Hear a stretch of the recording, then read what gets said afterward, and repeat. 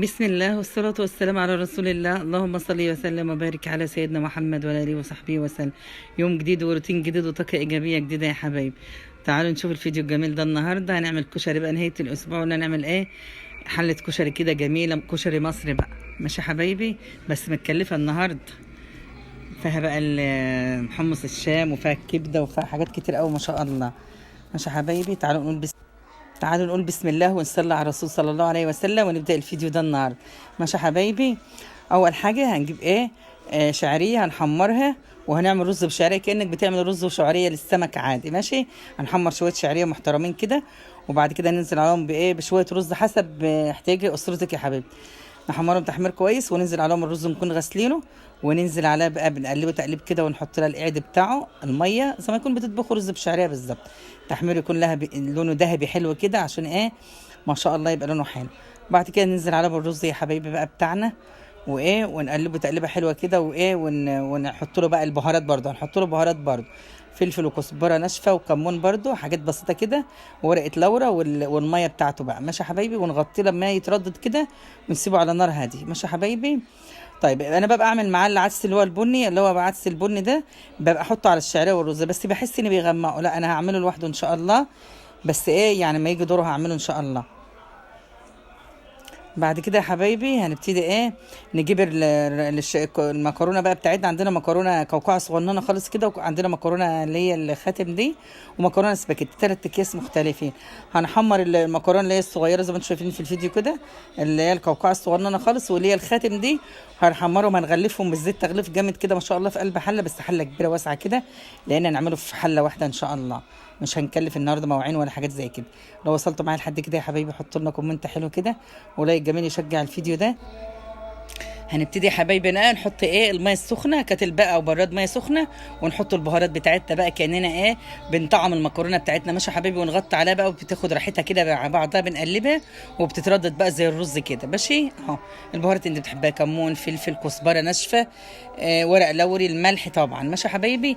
بعد كده بقى ايه؟ يعني حاجه حاجه كده، وهنغطيها بقى وتتردد معانا كويس. وبعد كده ايه؟ اهو زي ما انت شايفاها مفلفله، هي بنقلبها مفلفله ما شاء الله. ولو احتاجت ميه هندي لها شقشوق بشقشوق كده، عشان خاطر ما تبقاش معجنه معانا. ماشي يا حبايبي. طب بعد كده بقى هنجيب زيت، حله بقى كبيره، هنعمل فيها زيت عشان نحمر البصل فيها، عشان بعد كده نعمل فيها ايه؟ الصلصه. ماشي يا حبايبي، عشان ندبر ونوفر مع بعض. الزيت اللي هنحمر فيه البصل هنضطر ناخده مثلا نعمل فيه ايه؟ الصلصه. ماشي. احنا جبنا البصل بتاعنا، قطعناه ايه؟ دواير اهوت مدور، طرنشات مدوره كده البصل، الكميه اللي انت محتاجاها. ونرش عليه شويه يعني ايه؟ دقيق كده، لو حبيت شويه دقيق برده عشان يطلع مقرمش وجميل كده ما شاء الله. طيب بعد كده هنبتدي نحمره بقى في يعني على دور او دورين كده، حسب ما احتياجنا للبصل، ان كان كميه قد ايه. وبعد كده ايه؟ هنبتدي بقى الزيت اللي هيفيض معانا دوت، هنجيب بقى ايه؟ تومنا وحاجتنا، بس هنيجي عندها مرحلتها كده هقول لكم عليها. اهم حاجه البصل يطلع مقرمش مننا، عايز زيت كتير ما شاء الله. ماشي يا حبايبي. بعد كده هنجيب ايه؟ 10 فصوص توم كده، وندقهم وننزلهم بعد ما خلصنا تحمير البصل. هننزلهم في الزيت بتاع البصل يا حبايبي. ماشي. ياخدوا لون كده فاتح كده، ودوبك التوم يدبل كده. وبعد كده نكون معانا ايه؟ طماطم بقى، صلصه ما شاء الله كتير، عشان انتوا عارفين ايه؟ ما شاء الله الكشري بيحب الصلصه. ماشي يا حبايبي. يلا حطوا لنا كومنت حلو كده، ولايك جميل يشجع الفيديو ده، عشان الكومنتات بتاعتكم الجميله دي بتشجعنا وبتدعمنا ديا ما شاء الله. ربنا يا رب يديمكم نعمه في حياتي يا رب. واللايك الجميل ده هو اللي بيرفع الفيديو. ربنا يديمكم نعمه في حياتي يا رب، ويجعلكم تدعمونا على طول يا رب. امين يا رب العالمين. هنبتدي يا حبايبي بقى نحط البهارات بتاعتنا برضو للصلصه، عشان نطعمها كده ما شاء الله. ايه رايكم بقى؟ نحط ورق اللورو بقى، وكمون، وكزبره، والفلفل، وبرده ايه؟ حبه بابريكا كده، يعني نص معلقه بابريكا كده، ونخليها طعم ما شاء الله ايه، ونص معلقه سكر عشان نعادل الحموضه بتاعه الطماطم يا حبايبي. ماشي. طيب بعد كده هنجيب بقى العدس بتاعنا، ما شاء الله ايه، غسلينه ونقعينه شويه، هنغليه بقى يعني ايه؟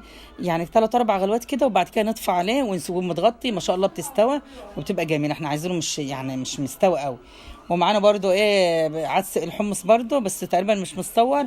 إيه؟ سلقته الحمص برضو يا حبايبي، برضو مش سلقه قوي كده، معقول برضو عشان ما يطلعش من الغلاف بتاعه. ويا حبايب قلبي بقى ايه؟ تعالوا النهارده قلنا نعمله بكبده بقى، حاجه كده اول مره الصراحه اعمله بكبده.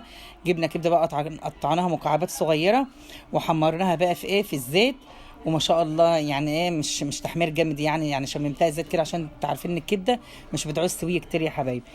بعد كده يا حبايبي نزلنا ايه على الطاسه بقى، معانا ايه بعد ما حمرناها في الطاسه، معانا طبق وفيه فصين توم كده مدقوقين، وعليهم عصره ليمونه، ومعانا البهارات بقى كمون وكزبره ناشفه وفلفل وملح. ماشي يا حبايبي.